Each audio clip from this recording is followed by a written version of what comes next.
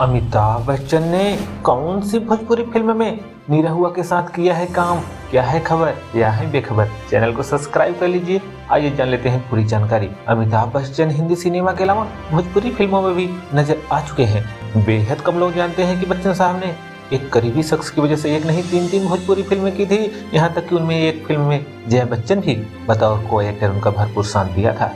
अमिताभ बच्चन के makeup man रहे हैं तो दीपक को अमिताभ करीब 30-35 साल से जानते हैं। यही कारण है जब उन्होंने फिल्म के लिए अमिताभ जी को अप्रोच किया तो मना नहीं कर पाए। इसके बाद दीपक ने अपनी 3 भोजपुरी फिल्म गंगा, गंगोत्री और गंगा देवी में अमिताभ बच्चन को कास्ट किया। खास बात यह है कि इनमें से एक फिल्म में जया बच्चन को एक्ट्रेस उनके साथ काम किया। अमिताभ बच्चन की फैन फॉलोइंग ने इन फिल्मों को जमकर सराहा और जमकर कमाई कराई। तो आइए जान लेते हैं कौन कौन सी फिल्में अमिताभ जी ने भोजपुरी में की। पहली भोजपुरी फिल्म गंगा साल 2006 में रिलीज हुई।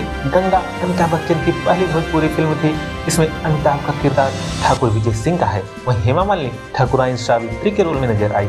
इस फिल्म में अमिताभ और हेमा मालिनी के अलावा नगमा, रवि किशन और मनोज तिवारी जैसे दिग्गज कलाकार मौजूद थे। गंगा के रिलीज के 1 साल बाद यानी 2007 में अमिताभ बच्चन की दूसरी भोजपुरी फिल्म गंगोत्री रिलीज की गई। इस फिल्म में भी अमिताभ ने ठाकुर विजय सिंह उर्फ ठाकुर काका का किरदार निभाया।